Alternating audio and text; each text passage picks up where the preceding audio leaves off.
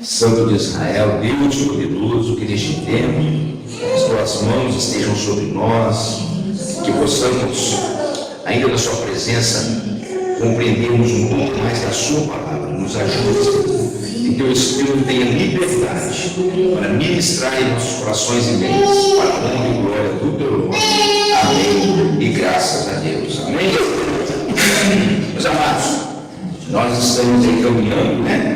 Não com pressa, mas nós estamos caminhando aí com bastante tranquilidade, tratando, né? Esse primeiro de estudo com tranquilidade, para que a gente possa estar lendo as passagens bíblicas, conferindo, e eu creio que isso tem sido proveitoso para todos nós. Só recapitulando no último livro, né? Na última aula nós falamos a respeito, né, de que em relação à morte física, para os cristãos, essa questão que envolve morte física, ela não é uma abolição. Lembrando que, né, nós citamos aqui sobre a morte física, a morte espiritual e a morte da alma. Certo? Quando o ser humano ele conhece, no caso a morte física, há essa separação, porque nós somos corpo, alma e espírito. Então há essa separação da parte física, da parte espiritual e da alma. Quando eu faço diferença que para o cristão a morte física ela não é uma condição, ou seja, essa morte física não é uma condição, porque para o cristão ele se encontra vivo nesse contexto aqui e espiritual. Quando nós temos vida espiritual, acontece que esta que a Bíblia trata como uma segunda morte, inclusive a Bíblia trata essa segunda morte como sendo a pior morte para o cristão, por ele ter vida espiritual. Essa segunda morte não o alcança, que é a morte da alma. O que é a morte da alma? A morte da alma é a referência no sentido de não estar em uma eternidade com Deus. Isso se considera a morte da alma. O cristão, por ele ter vida espiritual, ele não experimenta a morte da alma. Ah, pastor, e a questão física, então? Nós estamos aguardando, no caso, os cristãos que faleceram, o quê? Ressurreição em Cristo. Então, na verdade, toda a redenção de Deus em relação à humanidade engloba todo o ser vivente que somos nós, corpo, alma e espírito. Então, o cristão, por ter vida espiritual, mesmo que ele morra fisicamente, ele não experimenta a segunda morte, ele vai ter vida por Deus. Por isso, quando nós falamos a respeito da morte física para o cristão, nós não a enxergamos como uma punição. Mas para o ímpio, a morte física, ela se torna sim uma punição, porque a morte física, ela na verdade é o resultado do pecado. Se é o resultado do pecado, ela vem sobre a humanidade.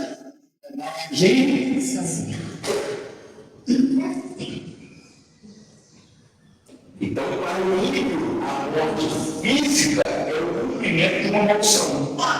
Mas para o cristão, aí você lembra que teve esses 3 homens do meio de nós, a palavra fala que maldito é aquele que morre no madeiro. Quem morreu no madeiro? No madeiro. Então ele se fez maldito para ele nos livrar da maldição da morte. Ele atraiu toda essa maldição para ele. Toda essa maldição ele atraiu para ele.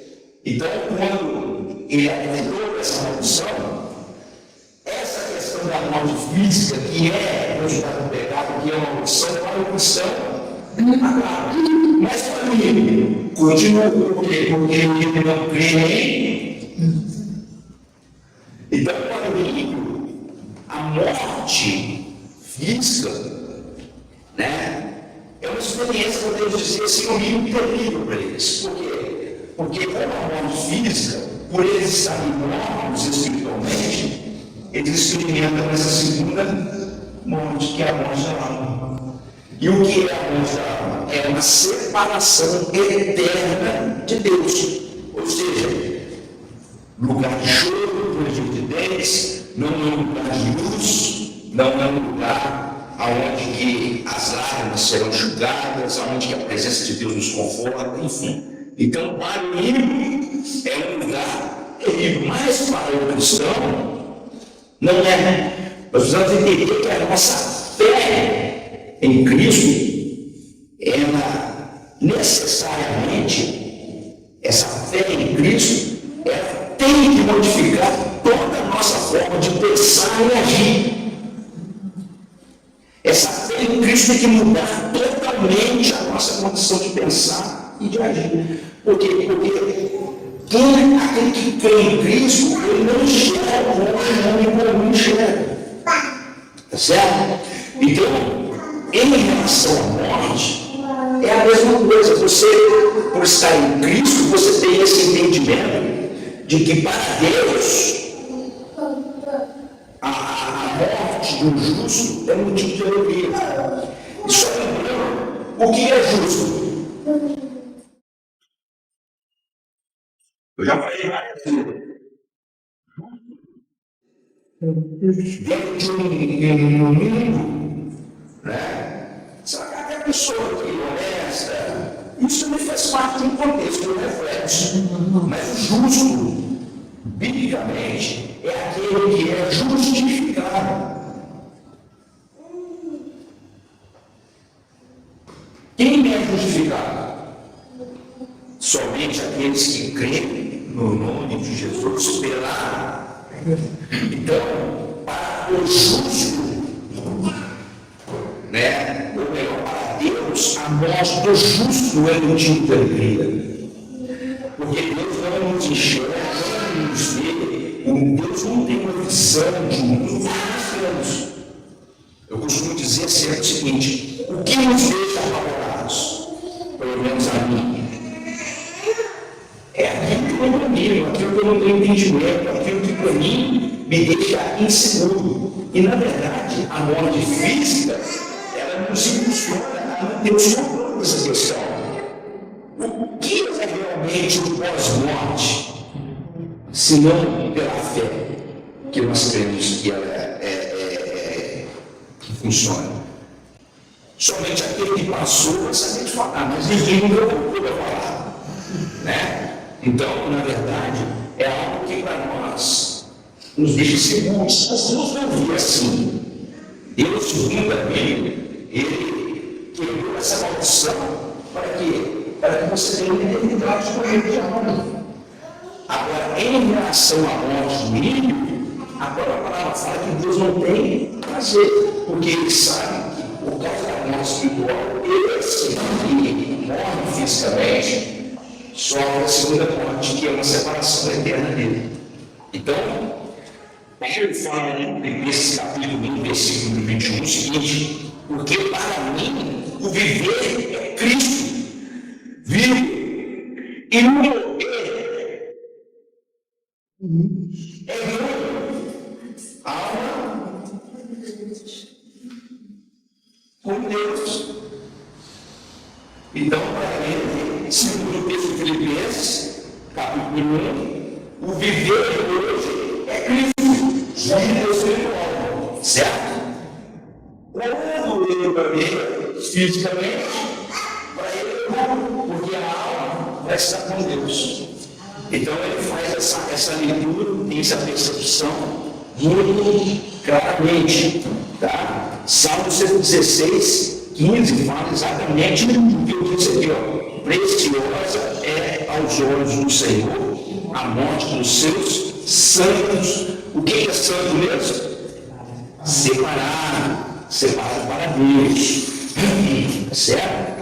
A morte do justo é de grande valor e para Deus um momento de grande vitória, libertação de todo o mal. Definitivamente cela o livramento dessa maldição do pecado que está relacionado lá no início. Definitivamente se cela isso. Tá? E isso significa que tu precisa selar a alma. Por isso que é uma questão de vitória, nunca mais será arrancada das mãos de Deus, que vai ficar com Deus eternamente. Não há mais a possibilidade de se perder, tá certo? Não há mais essa possibilidade. Rapidamente, né? Tem alguns textos aqui, se você quiser anotar para você conferir depois, dá uma conferida para você ver sobre essa questão que envolve a morte do justo, que envolve a morte do justificado em Cristo. Tá? A Bíblia diz que a morte, tá, para o cristão é um lugar onde ele vai encontrar paz. Isaías 57, 1 diz: Salmo 73, 24, ele entrará na glória. Lucas 16, 22, será levado por anjos ao seio de Abraão. Lucas 23, 43, será no paraíso. João 14, 2, ele vai para a casa do Pai onde há moradas. Filipenses 1, 23, é uma partida bem-aventurada para estar com Cristo. Tá? Ele vai estar com Cristo, certo? 2 Coríntios 5, 8, irá habitar com o Senhor. 1 Coríntios 15, 18, João 11, 11, 1 Tessalonicenses 4, 13. É um dormir, ou seja, é um descansar em Cristo, certo? Filipenses 1, 21, é grande, é algo ainda melhor. 2 Timóteo 4, 8, pela sua perseverança receberá a coroa do justiça. Então, quando você olha a respeito da morte física do cristão, ao contrário do ímpio, que é uma experiência terrível, que é uma derrota, para o cristão, morrer em Cristo é vitória com base em tudo isso que eu disse aqui agora, essas referências bíblicas. Depois, se você quiser, está gravando aí, anotar os versículos, você anota e confere em casa para que você veja, porque são vários que a gente tem que ler. Tá bom? Alguém quer fazer algum comentário sobre essa questão? Porque isso aqui foi só uma parte introdutória do que nós falamos nas últimas aulas. Alguém quer comentar alguma coisa? Deixa eu estar fotografando, não para? Fotografe. Uma pergunta, eu estava perguntando isso. Uma pessoa que estava com estado vegetativo, né? Não tinha mais, a esposa, no caso, estava assim, desesperada, ela estava perguntando aonde que estava o espírito dele, né? Já que ele não estava morto, estava vivo, né? Então, continuou com ele lá, né? Mas era uma situação que ela ficou perdida, sem saber, e agora? Né? Aonde está? Para onde eu vou? O que eu faço? No sentido Não, porque ela não sabia para onde orar, para onde falar com ele, para onde interceder, entendeu? Na verdade, interceder é Deus que pode reverter a situação. Porque a gente só lembrou mais anteriormente. Para a ciência, o morrer fisicamente é no cessar da vida, literalmente. É uma questão biológica. Cessou, acabou. Não há mais sinais vitais. Acabou. E para Deus? É só quando não tem mais sinais vitais? Então, Um estado desse já poderia ser considerado para Deus, a morte ela é a separação de da parte física, da parte espiritual e da alma. Quando há essa separação, aí para Deus, no caso dele, o espírito não é a parte física, ainda há essa ligação. Então, para Deus ainda não há. E nem para a medicina, porque biologicamente ele está vivo ainda, né? Nem para a medicina. Então, para a medicina é simples. Morreu é o fim da vida. Então, se é questão do caso, para Deus tem que ter essa separação. Além de que, na verdade, foi o que eu disse. A gente tem atenção em relação à nossa construção. Como é que Deus nos fez? Corpo, alma e espírito. Essa questão de pessoas em estado vegetativo, pessoas mantidas vivas através de aparelhos, né? Todos fisicamente estão vivos. Né? Então todos ainda possuem seus espíritos. Exatamente. Então, não existe. Não é um desprendimento de corpo, alma e espírito. Tem aquele caso aquele corredor Schumacher. O Schumacher está negativo depois. Ele está vivo. Só tem que a gente não vê aparições mais que ele e tal. Mas ele está vivo, ele não teve essa ruptura. A alma dele ainda não se separou da parte espiritual da parte física. Certo? Mais alguma pergunta que alguém? Então, no caso, assim, vamos dar exemplo do Schumacher, né? Então, no caso, quem está segurando a alma e o espírito dele ali, digamos assim, são os aparelhos, né? Exatamente. Porque desligou o aparelho e você fala tudo. Com o aparelho ligado, eles estão segurando, né? O que você está falando, o que eu queria falar também é o seguinte: tem um componente aí que a gente não está colocando em questão, que é a consciência. Né? Porque nesses casos eles estão sem a consciência, pelo menos sem exercitar a consciência. Né? E para que você tenha o espírito, tá? Você tem que exercitar, né, a sua fé, a sua consciência, que vem a partir de você. Né? No momento que eu estou totalmente nulo, né? Eu não consigo exercer minha fé, eu não consigo fazer nada, eu não estou, eu só estou. Né? Então, quer dizer, mesmo assim, tá, num tabernáculo sem movimento, né? sem ação, o espírito se mantém, entendeu? Ou o que mantém o espírito é a nossa ação. Se é a nossa ação que mantém o espírito, eu preciso da consciência, eu preciso estar ativo pelo meio. Você tem que entender essa história no seguinte, que o espírito de vida, que é o sopro do Éden, é uma coisa. O espírito, ou a sua vida espiritual, que é um relacionamento com Deus, que é espírito, é outra coisa. O que mantém ele vivo ainda é o espírito de vida que é esse sopro do Éden. Quando você faz essa distinção, essa resposta que você faz. E a separação, a gente está falando que não é separação, a separação espiritual é do espírito de vida, e não do espírito de vida espiritual. Porque essa vida espiritual tem um relacionamento com Deus que é espírito e uma coisa. É essa fé, o espírito de vida que é o sopro do Éden, é outra coisa. Pois não. Quem sabe no caso aí do Schumacher, não é um propósito de Deus.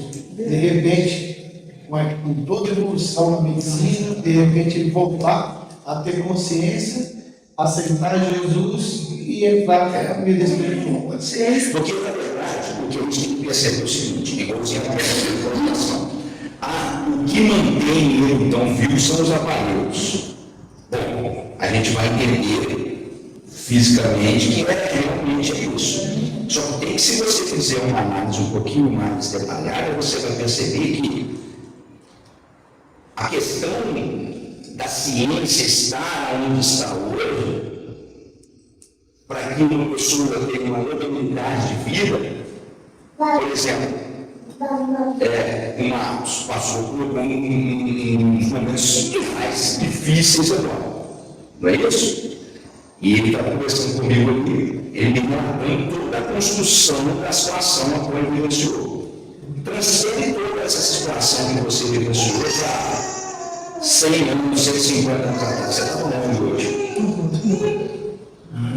Então, na verdade, a longevidade de Deus nos dá de vida vem da ciência e o próprio conhecimento de Deus sendo derramado sobre nós. Manter o Schumacher vivo através do aparelho é justamente um conhecimento de Deus derramado sobre nós que dá a condição do ano e evoluir. Eu não sei o que vai acontecer daqui 30 anos, nós estamos em 2026, eu não sei até 2050 aonde nós vamos chegar em questão de conhecimento, porque está sendo tão rápido as questões que eu não sei onde a gente pode parar. Mas o fato é que Daniel já nos falava que nos últimos dias o conhecimento de Deus seria derramado sobre a terra. E o homem tem evoluído em questão de 5 anos, 10 anos. Eu estava conversando com a pastora esses dias para trás sobre a dificuldade que era. Então nós começamos a namorar há 36 anos atrás, para a gente se comunicar. Era através de carta, telefone era muito difícil, porque essa questão está muito com os orelhões agora, definitivamente.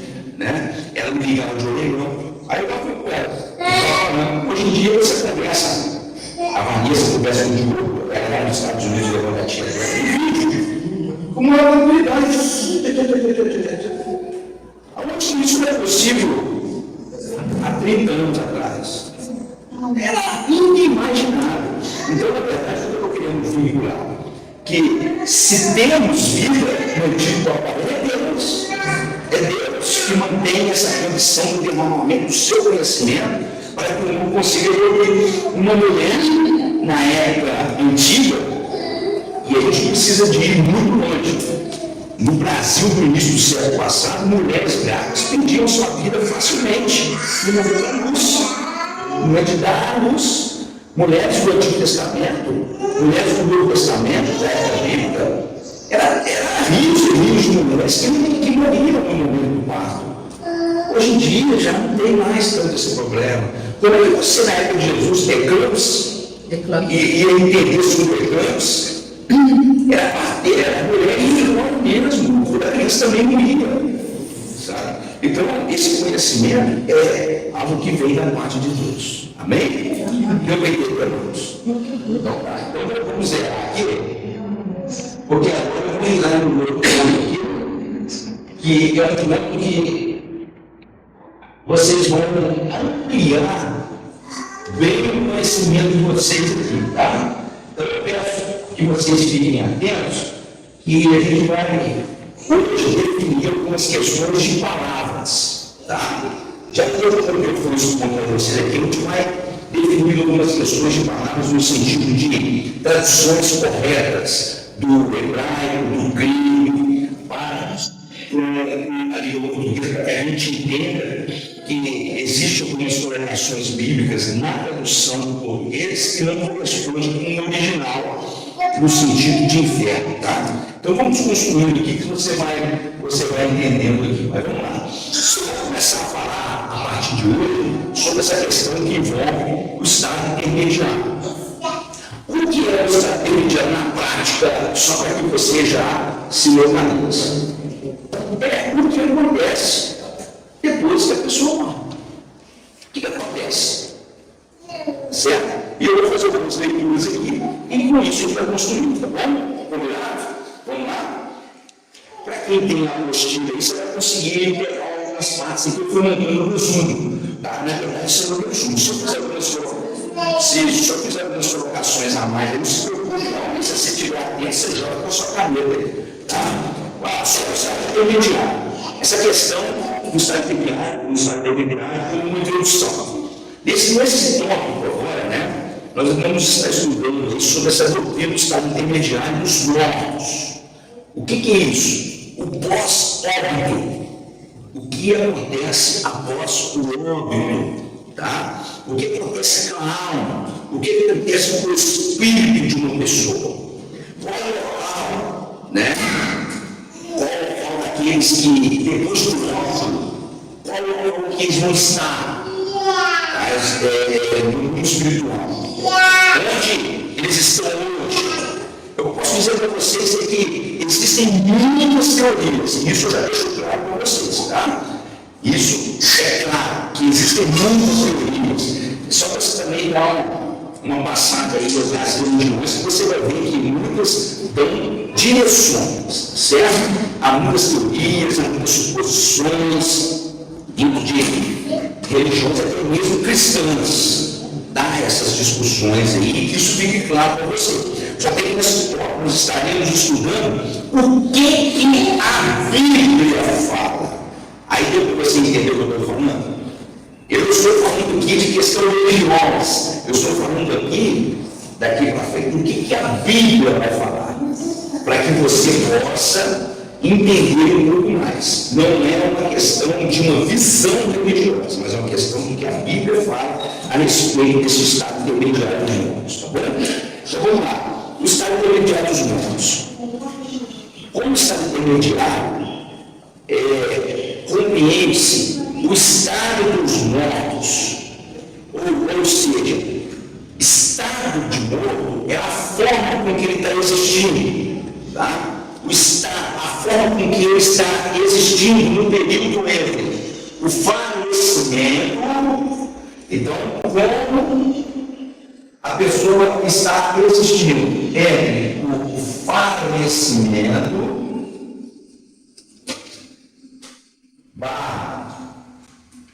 óbito, é assim mesmo que você né? Aonde que ele está esperando a ressurreição de Cristo. Isso aqui é o estado intermediário.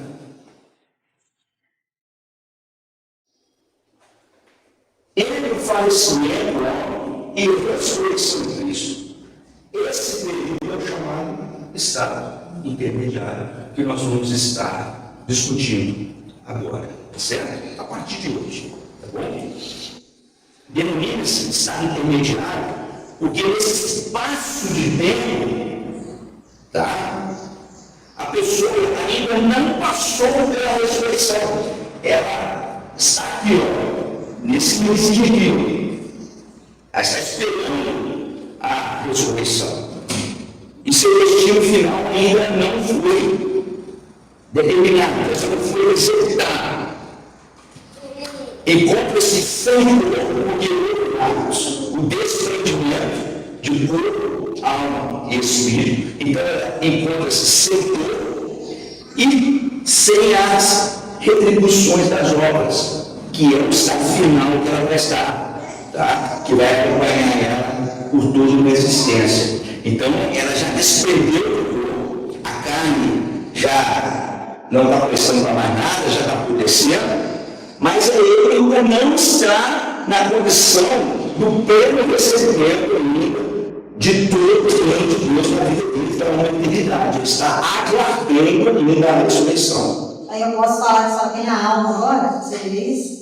Tem um pouco mais, agora é uma alma que está esperando. O corpo, ele está em um estado devorado, está na putrefação. O espírito, que é o sopro, volta para Deus. Volta para Deus. Isso a princípio é imediato, né? Esse sentimento que é a vida. Não fui nesse período transacional.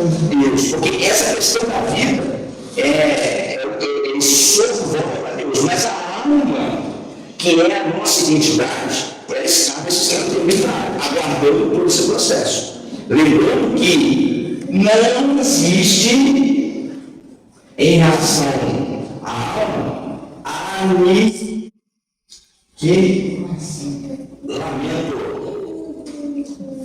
Não existe. A alma, ela lembra? Imortal. O espírito volta, a alma, que é imortal, permanece, o corpo cresce. Só que tem um corpo esperando o quê?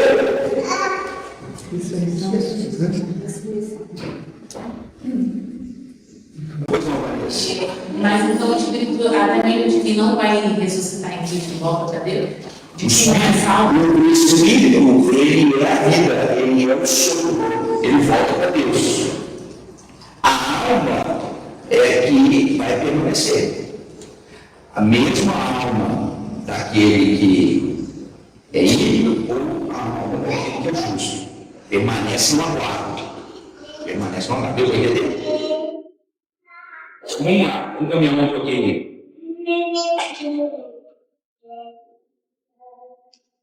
Sobre a doutrina do estado intermediário no contexto histórico, tá? Segundo esse teólogo aqui chamado Zacarias de Aguiar, a questão do estado intermediário, não estou falando agora no contexto histórico. Essa questão do estado intermediário, lembra? Esse meiozinho aqui, está dando para memorizar, esse meiozinho que eu estou memorizando, que está entre o conhecimento do homem e a ressurreição de Cristo. Esse meiozinho aqui, que é o estado intermediário, segundo ele, tá? Esse estado intermediário não merecia muita atenção dos meus cristãos. A igreja primitiva, a igreja do primeiro século, não prestava muita atenção no sonho, certo? Por quê? Por que a lista? Entendi que o retorno de Cristo é imediato, né? Matou. Porque para eles, essa ressurreição de Cristo aqui é algo que já ia acontecer naqueles dias. E não aconteceu. Aí você pode olhar para mim e falar assim, mas aí, pastor, então, os pais da igreja, né, eles falharam nesse contexto. Como que tem falhado? Não digo que eles, na verdade, ainda não tinham pleno conhecimento, como nós temos hoje, de que para haver ressurreição em Cristo, ou seja, a volta de Jesus, algumas coisas teriam que acontecer, como estão acontecendo, para que Jesus volte. E no primeiro século não havia possibilidade nenhuma de Jesus voltar, mas hoje nós temos esse entendimento. Até porque eu vou te dar uma direção só, entre outras coisas. O que acontece no ano 70 depois de Cristo? A queda de Roma. Roma, não a queda de Roma, mas Roma promove a queda de Jerusalém. Nesse contexto aqui, da queda de Jerusalém no ano 70, que na verdade foi uma repressão, né, às rebeliões judaicas, porque essas rebeliões judaicas no ano 70, pouco antes, né, alguns anos antes, eram muito intensas. Elas inflamaram muito mais. E com base, né, no sufocamento dessas rebeliões, Roma invade Jerusalém no ano 70 depois de Cristo, cumprindo a profecia de Jesus para com os discípulos, quando ele diz aqui, está vendo, 70, o que ele fala? Vocês lembram? Não ficaria querendo cumpre isso. Mas, dentro desse contexto, há o que em relação aos judeus? Uma diáspora. O que é diáspora? Espalhamento. Judeu para não morrer nessa razão e tiver aqui, ó. E desde os anos 70 depois de Cristo, os judeus nunca mais conseguiram voltar para a terra até o início da volta. No final do século XIX, com um movimento que se chamava sionismo. Com base nesse movimento, no final do século XIX, esse movimento chamado sionismo começou a criar-se uma consciência de que o Estado judeu era necessário. E os judeus começaram a entender que era possível voltar para a sua terra. Mas, efetivamente, vamos falar que o início do retorno se dá em 1948. Presta atenção. Se você diminuir 1948 para 70, esse povo ficou dentro de uma diáspora, vivendo um espalhamento pela face da terra, em cumprimento a profecias de Isaías, de Jeremias, profecias dos profetas usados por Deus, falou assim: vocês serão espalhados, mas eu vou trazer vocês de volta. Chega o profeta Isaías e diz assim: Daniel, pode uma nação nascer em um só dia? É 14 de maio de 1948. A ONU fala assim: assina aqui, Israel está novamente cumprindo a profecia de Daniel. Nasce no dia. Jesus, para voltar, ele só poderia voltar em outros sinais após a reunião do povo judeu na terra novamente. Então, em relação a essa volta de Jesus pelo céu, nunca iria acontecer enquanto a partir de 1948 o povo começasse a voltar para a terra novamente, desfazendo a diáspora em cumprimento da paz da profecia civil, que é outra profecia. Ezequiel, Vale dos Ossos. Aquela profecia do Vale dos Ossos Secos é exatamente isso aqui. Ele chega e manda um profeta lá, que está vendo? Vem destruição, espalhamento, só ossos, da ordem. O que começa a acontecer? Presta atenção, o ajuntamento de Ezequiel, ele é assim, ó. Juntos os ossos, não, já tem o seu nome pé, não. A Bíblia fala assim, que os ossos começam a juntar. Depois vai tendo nervo, depois vai ter artéria, depois vai ter pele. 1948 eles começam a se ajudar. De 1948 para cá, temos remanescentes judaicos que estão retornando para Israel até hoje. Para que você tenha uma ideia, temos 3 meses atrás, os judeus pertencentes à tribo de Dan, há 3 meses atrás, conseguiram voltar para Jerusalém. Há 3 meses atrás que eles conseguiram voltar. Eles estavam olhando, a África está aqui, né? O Egito está aqui assim, né? Vamos dizer, vamos fazer um desenho da África aqui, ó. Isso aqui é a África. O Egito está aqui, ó. O Egito está aqui.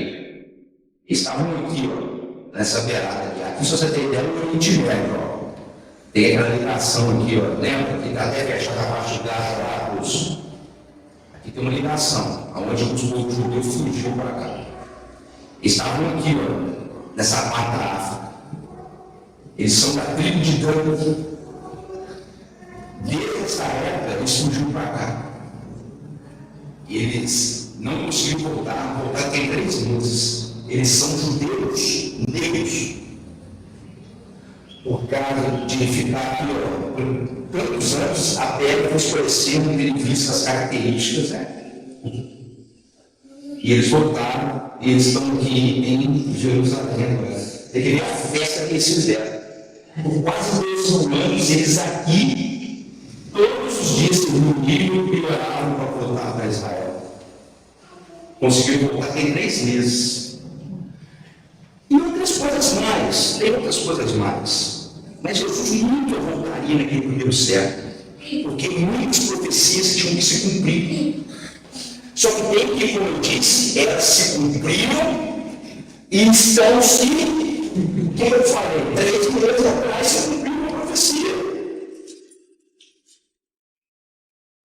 Só que tem que a gente não percebe isso por falta de conhecimento. Mas eu mexendo nessas coisas todas, a pastora fica vendo lá. Eu assisto tudo que eu posso assistir, tudo que eu posso ler, buscando, pesquisando.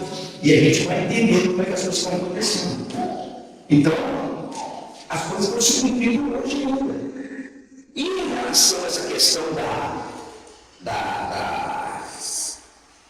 do Estado intermediário, aqueles judeus no primeiro século, eles não tiveram muita condição, porque eles achavam que Jesus já veio promover a ressurreição com a sua volta, já naquele primeiro século. Só tem eu demonstrando que profeticamente, por base na própria Bíblia, não teria como isso acontecer. E como eu disse, eu sou mostrei independente, tem outras muito mais aqui que você vai perceber que você não tinha de voltar mesmo.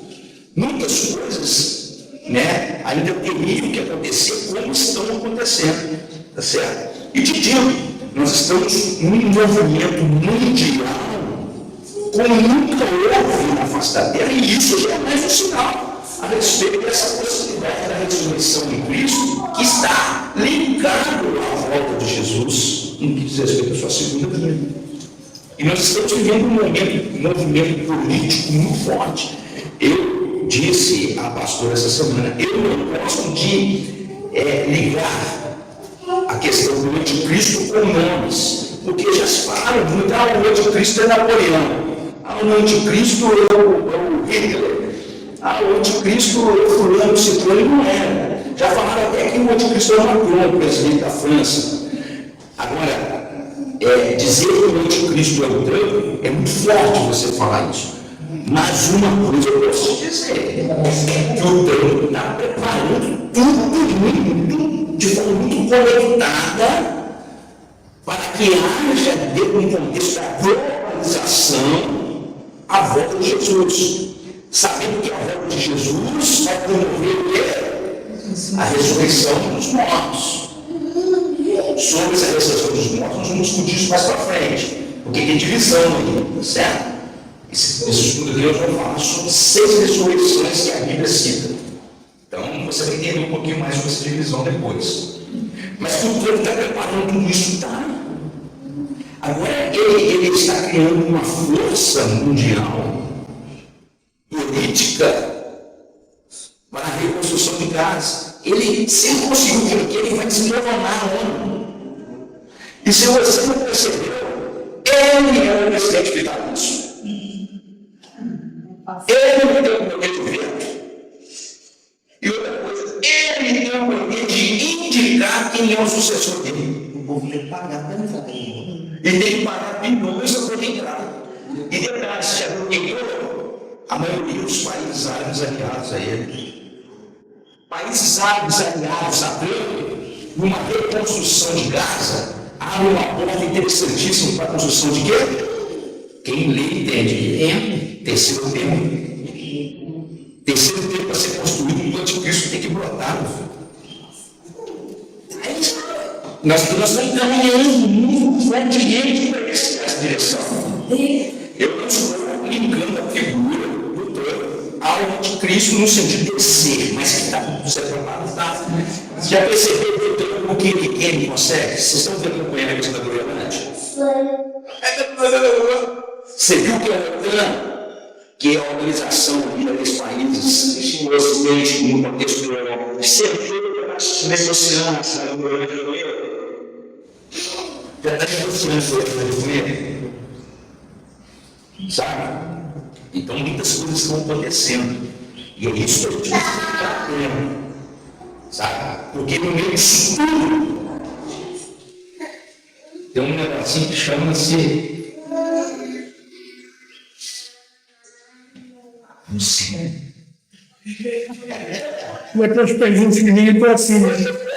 Também. Assim, o que se chama? Esse. Você tem que ficar atento nisso aí, sabe por quê? Lembra do desenhozinho quando a gente vai falar aqui, ó? O homem, espírito. Aí é onde que esse que nos fala fica batendo na terra. Vamos cuidar do espiritual, larga a religiosidade, para com isso. Vamos crescer espiritualmente. Não é da forma com que pensamos. Temos que mudar a nossa mente, que Paulo fala, renovação de mente, metanoia. Muda. Nós estamos dando mecanismos para vocês crescerem. Isso aqui que está acontecendo agora é um mecanismo de crescimento. O que tem acontecido desde o mês aí, com as pessoas que estiveram aqui, os tradutores, mecanismo de crescimento, oportunidades, vamos evoluindo. Mas eu tenho que agora, o filho falou semana da fome. Mas a mamãe fica firme. Eu não fico aqui, vocês estão testemunhando disso, batendo em terra, querendo dinheiro, filho. Dinheiro, não. A gente fala espiritualmente sobre as questões de dízimos, de ofertas, mas a minha preocupação é a construção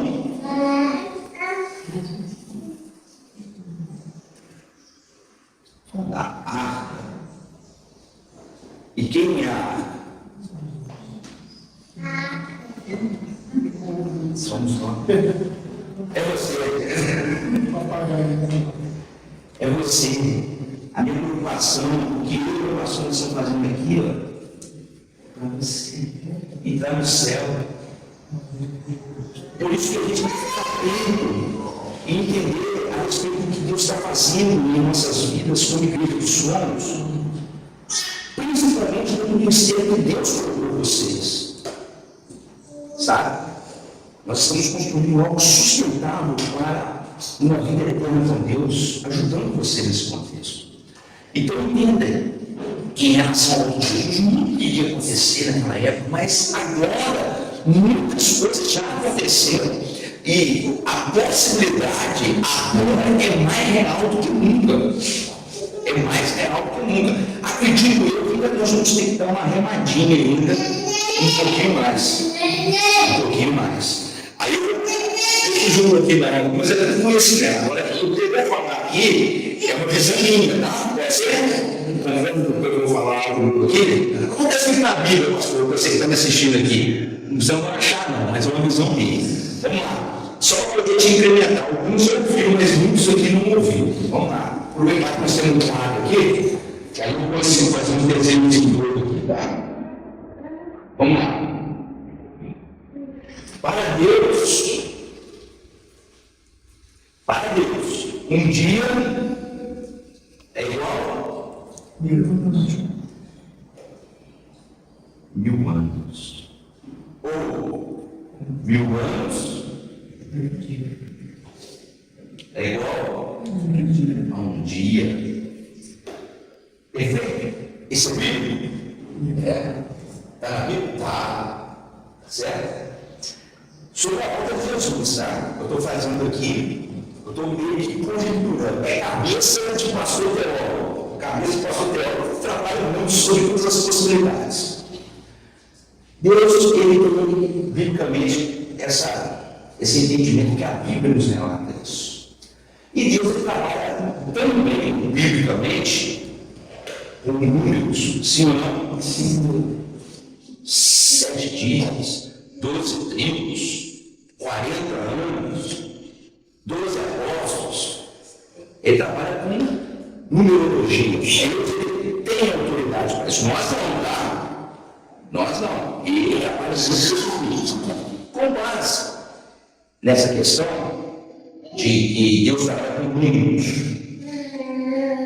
E para ele um dia, 1000 é um.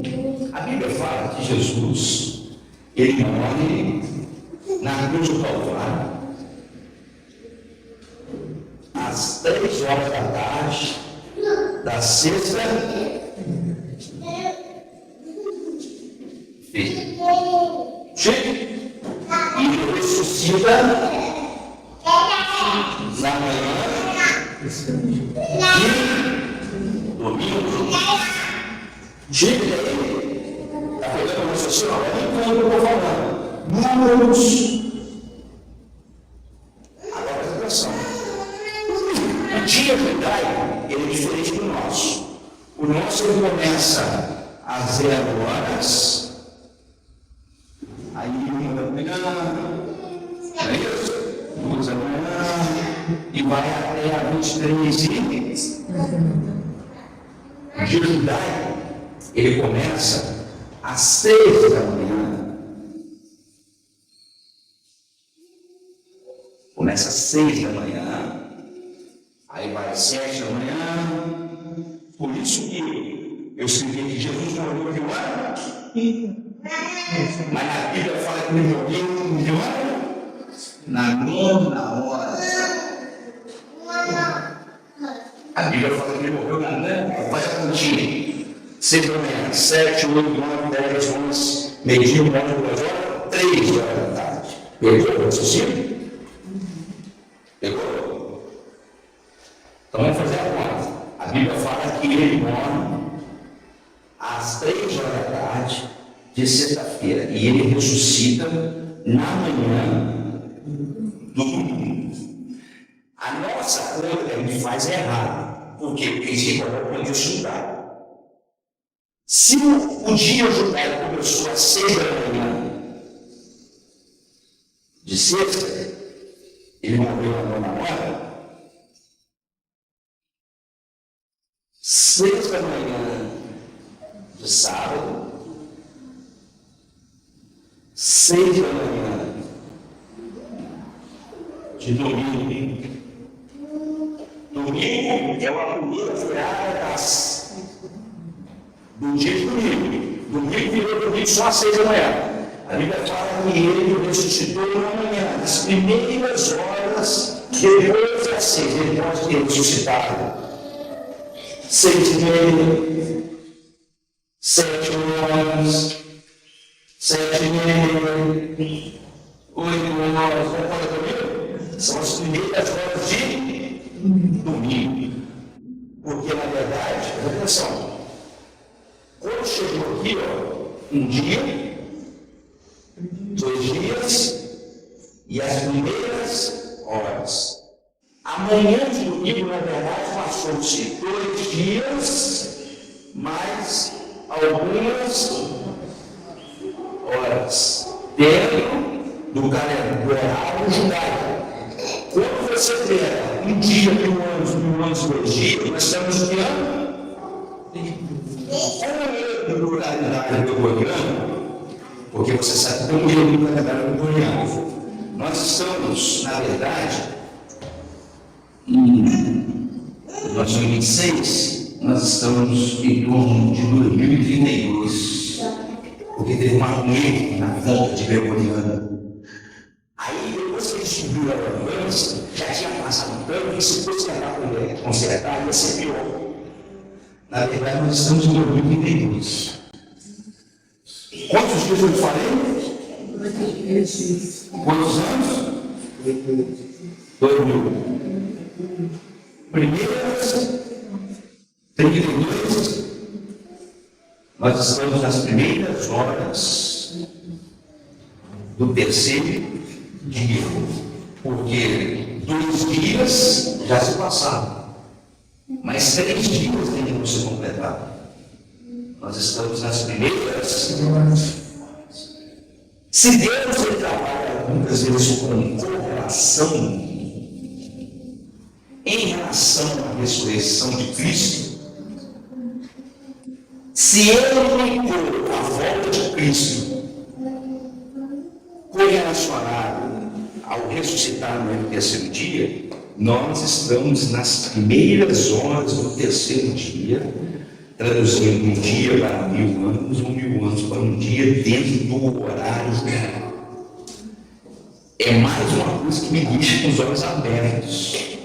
Você quer ver um outro exemplo sobre um sistema que te controla? E outra coisa, nós estamos batendo essa tecla, só para abrir um pouquinho a visão de vocês. O aparecimento do anticristo está relacionado também a algumas questões que precisam ser de níveis mundiais. Se você fizer uma análise desde o primeiro ano do descer do anticristo, qual foi o evento que você pode afirmar para mim que foi mundial? Mundial. Eu não estou falando de política internacional, estou falando de evento mundial. Covid. Só o Covid, cara. Primeira Guerra Mundial foi a Primeira Guerra Mundial. Foi, a Primeira Guerra Mundial foi guerra de Europa, senhor. Foi países europeus. Segunda Guerra Mundial foi guerra mundial. Muitas coisas que falam nunca. Agora o Covid foi.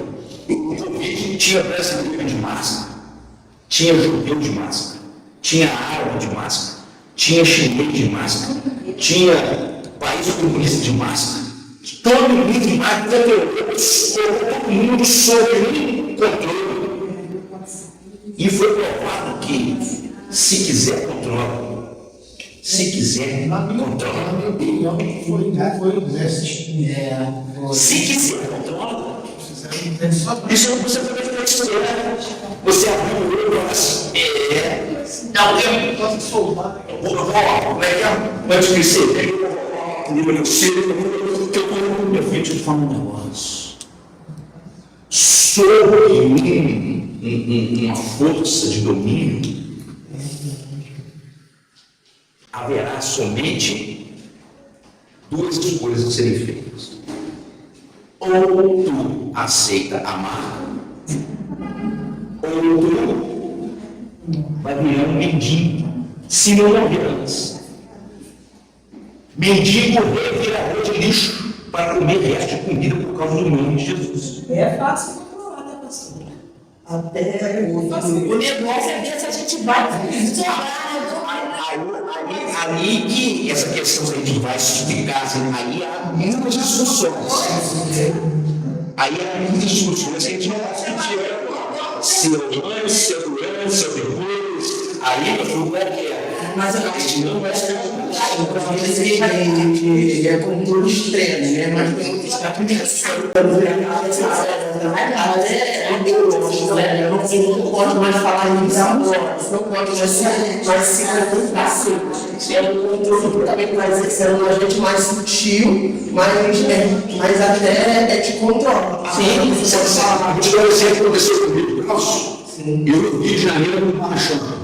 Eu costurar Marchão. Aí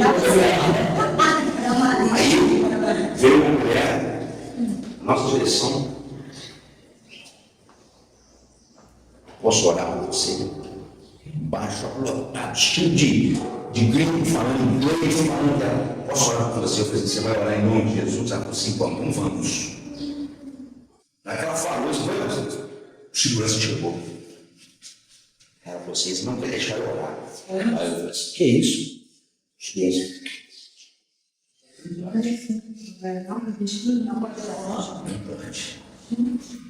Não pode orar. Mas mesmo assim nós oramos.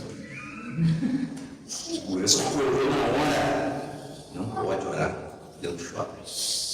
A gente sempre pensa que vai ser só aquele controle que vai todo mundo ver, mas existem esses controles que estão acontecendo. Mas a nossa forma de pensar. A sociedade está sendo modelada. Então, o controle ele vem devagar, bem sutil quando você vê você lá dentro. Porque ele é de forma abrupta. É uma questão sistemática, gradativa e progressiva para que todos se acostumem. Exatamente. Aí, na hora que acontecer efetivamente, as pessoas vão estar o quê? Tranquilas. Não vai haver nenhum tipo de rebelião. Pelo contrário, se você, caso a gente participe, caso a igreja passe, eu não estou falando que vai passar, eu estou só abrindo aqui possibilidades. acaso o cristão ele passa pela tribulação, você como cristão nessa época, você vai ser antiquado, você vai ser ridículo, você vai ser o perseguido, você não vai ser o nada. Porque todo mundo acostumou a você falar assim, você é louco, pai. Você é louco. Só que tem que ter um negocinho aí, que é essa questão aqui. Os abençoados aqueles que foram perseguidos e não pelo mundo. Então, se a gente passar, que vem. Eu acredito que seja assim, a gente vai passar um pouquinho no início, porque o anticristo tem que sentar no templo. Ele fala, porque a Bíblia fala. Quando ele vier, vamos sentar lá junto pela igreja. Agora, presta atenção, rapidamente uma pincelada aqui sobre o anticristo. Você tem que entender o seguinte, que o próprio nome anticristo já fala. Contra Cristo. Contra Cristo. Mas isso não está no final dele. Mas a Bíblia mostra que o anticristo no momento do Apocalipse vai sair do povo de Deus. Ele tem que sair. Ele tem que sair do povo de Deus. Porque ele vai copiar Cristo. Mas ele não é Cristo. Ele vai copiar. É o que o diabo faz desde o começo. Tenta copiar Deus. Ele tenta copiar Deus. Mas ele nunca será Deus. O anticristo vai ter que sair do povo de Deus. O que significa o anticristo sair do povo de Deus? Vai ter abre aspas, um miserável desviado. Vai ter um miserável desviado. E ele vai sair com toda a credibilidade do meio do povo de Deus. Ele vai se parecer a Cristo. E ele vai ter Cristo com o próprio povo que vai orar, porque ele vai fazer coisas bonitas, gente. Ele vai estabelecer o paz. Ele vai dar remédio. Ele vai fazer o bem. Tá parecendo. E o instituto tem que sair do povo. Então, você tem que ficar esperto com os acontecimentos, do que está acontecendo, dos falsos profetas, do movimento que promove o surgimento de um cara desviado ali, que na verdade ele vai mostrar que ele não tem nada de Cristo nele, mas que ele vai imitar todo o tempo, que vai sair do meio do povo de Deus, Vai fazer maravilhas e prodígios. vai e fala que há o surgimento da besta no meio das águas. Você sabe o que significa águas na igreja, na Bíblia? Povos. Ele vai surgir no meio dos povos. Aí tem um cabelo do gato. Vai surgir ali, o povo vai. Esse cara. Aí o povo já vai estar treinadinho já. Por quê? Porque é sistemático, gradativamente.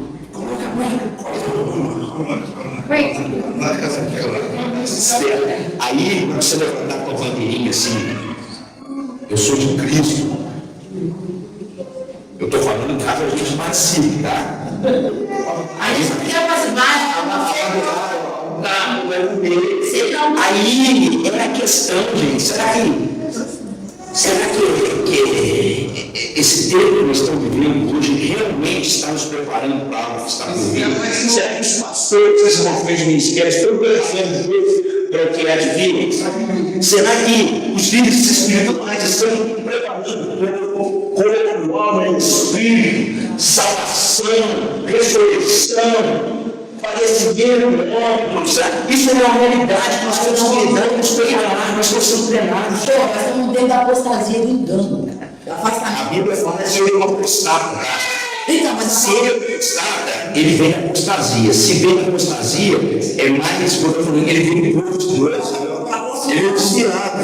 o apóstolo Paulo fala que Cristo não volta sem antes ter apostasia. Nós estamos no meio da apostasia. O Brasil inteiro a gente está debaixo da apostasia. Onde eu foco a sua vida pessoal, você tem dinheiro. Então, quer dizer, Cristo saiu do tempo. Já saiu do céu, né? Saiu do céu. A gente está vivendo, se você fizer uma análise, nós estamos vivendo num contexto mundial, como eu vou dizer, eu não estou falando de políticas internacionais, eu estou falando de questões mundiais, de acontecimentos mundiais, que nós temos que, no mínimo, prestar atenção, ficar atento, buscar ainda mais Deus, nos envolver ainda mais com a obra. Por quê? Porque essa ressurreição de Cristo aqui é uma ressurreição para julgamento de obras. A gente precisa dar fruto. Precisa dar fruto. Esse mês de fevereiro agora nós vamos fazer a primeira reunião ministerial de liderança. Uma das coisas que eu vou cobrar da liderança é fruto. Para a gente poder mudar essa visão e partir para dentro mesmo. Sabe? Porque existem muitas coisas que estão nos distraindo nessa caminhada. E existem muitas pessoas do povo de Deus que estão distraídos aí, ó. Estão quase sofrendo um atentado por estarem distraídos. Estão quase sendo pegos de surpresa. Jesus nos avisa sobre isso, ele fala sobre a prudente, sobre a insensata, sobre o ter o Espírito Santo, que é o fruto, né, que é a candeia. Todos estão aí na apostasia. E a gente vê que o sistema religioso hoje ele faz com que o crente seja frio, seja morto espiritualmente. Porque se você for olhar dentro do sistema, todo mundo vive, ninguém prega, o cristão não tem poder. O pastor Luiz pregou. Esse dia falou assim, os cristãos de antigamente eles tinham o poder do Espírito, hoje não tem. A gente vai para o culto, segue o sistema religioso ali, sem poder, porque o Cristo não está operando milagres como ele falou que opera, porque eu creio que se ele é o mesmo ontem, hoje, sempre, a palavra tem que continuar e o movimento tem que continuar. Sim. Por que está parado? Aí você vai olhar, é um sistema de esfriamento espiritual geral. Não tem poder. E as pessoas talvez nem creem mais. Mas a gente tem que colocar uma coisa na nossa cabeça, Carlos. Eu concordo com o que você disse, isso é verdade. Mas a gente não pode individualmente concordar com isso. Aí é onde que eu tenho que pular para dentro mesmo, a Vanusa, Sara, Débora, Junimar, todo mundo está aqui, pular para dentro disso aí mesmo. Nós estamos vivendo um tempo pós-moderno. Eu preguei isso aqui quarta-feira. De busca de perfeição. É o tempo que nós estamos vivendo. Todo mundo quer ser perfeito. Aparência perfeita, né? E nós geramos sobre nós o quê? Pressão. Por causa de uma busca de perfeição, nós estamos gerando sobre nós uma pressão. Só que tem que, Jesus disse, sede perfeitos. Mas é entender. Aí é onde eu falei quarta-feira. E essa busca de perfeição que nós estamos gerando sobre nós é uma busca de perfeição humana. Humana. Quando Jesus fala sejam perfeitos como o Pai dos céus é perfeito, é nele. É nele. E como ser perfeito nele? Foi o que eu falei quarta-feira. Você tem que colocar ele na tua vida, meu filho. Você tem que ter relacionamento íntimo com ele. Você tem que mudar a sua mente. Você tem que se santificar. Você tem que lutar contra o pecado. Você tem que ter atitudes de santidade. Aí você vai conseguir alcançar nele aquilo que precisa ser alcançado. Mas o que nós estamos fazendo na nossa humanidade? Buscando uma perfeição, chegamos a uma pressão, aí isso não é somente um contexto secular, mas é dentro da igreja, porque tem muita gente que está dentro da igreja servindo por uma visão humana sob pressão. Aí o que está acontecendo? Pastor, eu estou ensinando sobre a entrada, eu não estou lembrando. Por quê? Porque você está servindo por motivos errados, na visão errada, porque você está querendo alcançar uma perfeição em você mesmo. Aí Jesus vira e fala assim: venha a mim, vós que estáis cansados e sobrecarregados, que eu vos aliviar. Seja perfeito, como perfeito é perfeito para os céus, Pai dos céus. há essa possibilidade, gente. Mas a gente tem que ter a visão correta. Foi sobre ele quarta-feira lá na série. Supreme. Microfone não é nada, foi uma guerra espiritual. O que corresponde esse cara? O já foi uma luta porque o microfone para poder fazer como ele estava chorando em cima dele. Amém. Deus é todas as coisas. Mas a mensagem que eu passei é que em 2026 precisa ter esse entendimento. É Deus para nossas vidas, meus irmãos. Se a gente não conseguir entender isso, aí você vai virando isso aqui, ó. Ativista, você vai virando um ativista religioso, um ativista de secular, isso vai te desgastando e você não vai mais suportar. Porque as coisas são feitas com propósito, as coisas de Deus têm propósito. Exato. Quando as coisas viram um cargo, viram um jeito de fazer, aí eu vou fazer, já sabe fazer, não sabe seguir o script tudo direitinho, aí vai aparecer assim com 10, poder com 10, você não vive o novo de Deus para mim. Ó, isso que você falou, pastor aprende, louvo aprende. Vamos lá seguir o ritual, vamos seguir, já sabe fazer, já sabe fazer, o número. Aí você começa a perceber algumas coisas. A pastora levantou a mão, né? Ainda desde Laodiceia, já tenho tudo, não preciso de nada. Já sei fazer. Já estou acostumado, e já sou rico, eu não preciso de mais nada. E Jesus falou, né? Eu contei que era um sonho sobre o ouro, né? Eu tenho que comprar o ouro que vem do Senhor. Então eu tenho que buscar. Não adianta, a gente está acostumado e a gente vai se virando, né? Na igreja nós seguimos correndo. Agora, rapidamente, vamos fechar com esse culto. Vamos lá. Eu falei que para aqueles cristãos do primeiro século, para a igreja do primeiro século, eles não prestaram muita atenção sobre essa questão que envolve o sistema imediato, porque eles acreditavam que Jesus voltaria naquela época. E eu abri esse parênteses e falei, foi muita coisa da volta de Jesus aqui hoje, tá certo? Mas fechei esse parênteses voltando agora. Não houve uma unanimidade dos pais da igreja em relação a esta visão do Estado intermediário. Tá? Mas a maioria deles que foram os pais da igreja, eles concordaram que havia sim um Estado intermediário nesse contexto da morte e ressurreição. Ou seja, havia esse estágio aqui no meio. Tá? Agora uma observação. Só para que vocês aprendam. Na escola de Alexandrina, aí isso aqui vai abrir a visão para vocês entenderem algo que é antibíblico, tá?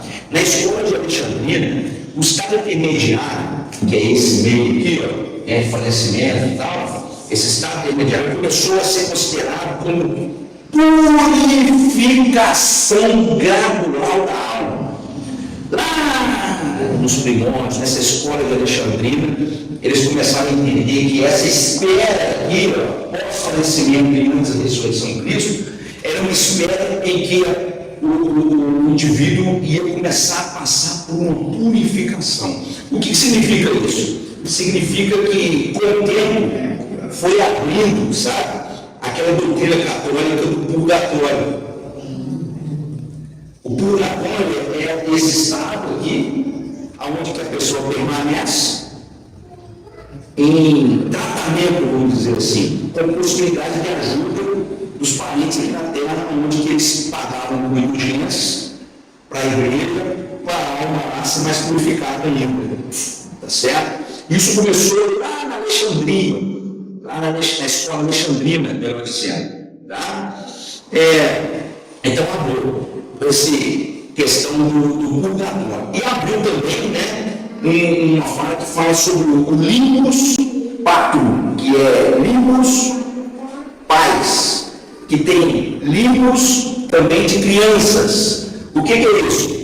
É uma situação que eles criaram que limbus é beira, pais e crianças, à beira do Hades serão purificados. Inclusive, dentro do limbus de crianças, dentro da cultura romana, eles não entendiam que uma criança que morresse sem ser batizada podia ir para o céu direto. Então, ela tinha que ficar nessa beira sendo purificada para depois ir para o céu. Só que nada disso é bíblico. Nada disso é bíblico. Tá? Nada disso é bíblico. Tá? Então, só para que você entenda. Os reformadores da igreja, onde começa a surgir, né, os protestantes, né, rejeitaram essa doutrina do purgatório. Tá? Então, eu injetar toda a ideia que implicasse no ganho imediato pelos mortos. Para eles, quando ele morria, ia diretamente para o céu ou para o inferno, dependendo se fosse justo ou não. Ou seja, eles também um outro extremo, que também não é bíblico. Eles rejeitam o purgatório, mas eles não reconhecem o estado intermediário. Morreu, vai o céu ou o inferno, já para uma vez. Isso também é outro extremo. Tá? Isso também é um extremo, é um erro teológico. Tá certo? Alguém quer comentar mais alguma coisa? Porque se não tiver, nós vamos encerrar aqui hoje. Sei de Adão. Isso, nós vamos entrar. Nós vamos entrar. Nós vamos entrar, aí eu não sei se vocês vão entrar. Mas antes de entrar, eu vou falar com vocês na próxima aula. Eu vou cair nesse contexto do inferno, onde eu vou trazer as palavras céu, Hades, Gerena, Tártaro. Vou trazer palavras para que você entenda sobre essas traduções que precisam ser entendidas para que a gente possa chegar no céu de Abraão, no Hades, tudo certinho. Tá? Agora, a gente acha que comentou alguma coisa? Não, vou deixar. Pode deixar? Amém? Combinado? A aula não se poderosa, não foi poder compreender? Então tá bom. E a visão nossa é essa, tá, gente? Trabalhar com essa visão de construção de algo sustentável com base na palavra de Deus, para que a gente possa melhorar o nosso cristianismo, para que a gente possa melhorar a nossa espiritualidade, para que a gente possa melhorar as nossas atitudes, tá? Permanecermos firmes, porque a gente já sabe muito bem que o vento vai vir, a onda vai vir, vai bater contra a casa que somos nós. Se nós não estivermos firmados, a casa vai cair. Mas se a gente estiver firmado, a gente suporta. E é isso que eu estou trabalhando em vocês, para que vocês suportem os dias difíceis que estão por vir, tá? E pastor, só uma ressalva rapidinho sobre o aniversário da igreja que teve. Os 4 dias do aniversário da igreja, pastor, na quinta-feira eu falei assim, eu vou hoje, porque amanhã eu não vou poder ir, porque tem essa questão do meu esposo não ser cristão. Então a gente fica meio assim, né, pastor? Aí na quinta-feira eu falei assim, eu vou hoje, mas na sexta eu não vou vir. Eu vim na quinta, eu recebi, na sexta eu cheguei, eu recebi. Eu ficava assim, meu Deus, como é que eu falo uma eu preciso? Aí eu ia, pastor, ia dando horário, rapidinho, só eu ia dando horário, pastor, eu já ia me aprontando, olhando para a casa do Marcelo, e chegava assim, Marcelo, aqui eu tenho que ir na igreja. E vinha, pastor. Aí eu falei assim, não, 9 horas acaba. Aí acabava 10 e poucos, mas o Marcelo vai falar. O Marcelo não, ele veio os 4 dias, pastor, me buscar sem reclamar de nada. Todos os dias que eu falava assim, hoje eu não vou não, vou ficar com o Marcelo, eu vou falar isso. Todos os dias que eu falei que eu não ia vir, foi um dos dias que eu mais recebi de Deus. Olha, e eu vou dizer uma coisa para vocês, assim, não de coração, eu estou falando isso aqui com muita humildade, tá? Foram 4 dias, esses últimos 4 dias, foi quinta, sexta, sábado, domingo, que Deus falou muito forte e falou a mesma coisa na boca de pessoas diferentes. E eu, diante de Deus, eu estou aqui, porque o Espírito Santo é testemunha. Falei sobre isso. Eu não abri nada para ninguém, nenhum dos homens que estiveram aqui, mulheres, eu não falei nada. Eu simplesmente disse, olha, é uma comemoração do aniversário de 10 anos da PIB Cidade Alta, e ponto. E Deus falou muito fortemente. E uma coisa foi completando a outra, uma coisa foi encaixando com a outra e fechando em domingo à noite. Então, na verdade, eu percebi um cuidado de Deus muito grande. Um cuidado. E a única coisa que eu posso dizer para vocês é que 2026, para a PIB Cidade Alta, é o primeiro ano de um novo tempo. E quando eu falo isso aqui, eu estou falando como uma jogadinha de marketing, marketing, não. Escreve falando. A PIB Cidade Alta completou 10 anos em 2026. E a partir de agora, nós já estamos vivendo. É o primeiro ano de um novo tempo, no sentido espiritual, de crescimento, de amadurecimento, de trabalho, de dedicação, de coisas novas de Deus para nós. Agora, é muito importante que a pessoa permita que isso aconteça na vida dela. Porque se Deus ele quer derramar e você não permite, ele não vai forçar. Ele não vai. Se você não sabe, Deus quer abençoar todos. Você tem dúvida disso? Mas nós ou impedimos ou atrasamos as bênçãos de Deus em nossas vidas, mediante as nossas atitudes, pensamentos. Deus não quer o mal de ninguém. Deus ele não quer matar ninguém. Deus não quer destruir ninguém. Deus não quer prejudicar ninguém. Deus quer abençoar. Mas nós temos que ter o entendimento espiritual para permitir com que isso aconteça no tempo de Deus em nossas vidas. Então, isso é o que eu estou falando. Deus está te chamando para o primeiro ano. O primeiro ano. Eu dei um exemplo. Aqueles que não estavam aqui, eu encerro agora. Outros estavam, ouviram o que eu disse. A Vanessa estava, a Sara não, a Débora estava, outros não estavam. Eu dei um exemplo, lembra? Malaquias e João Batista, lembra? Sim. Lembra? Sim. Demora um pouquinho para deu doce, não. Malaquias. Anunciava uma coisa. Malaquias Anunciava. foi o último Profeta. profeta. Depois surgiu João. Arrepender-me. Neste tempo aqui, houve 5 lenços. Transição.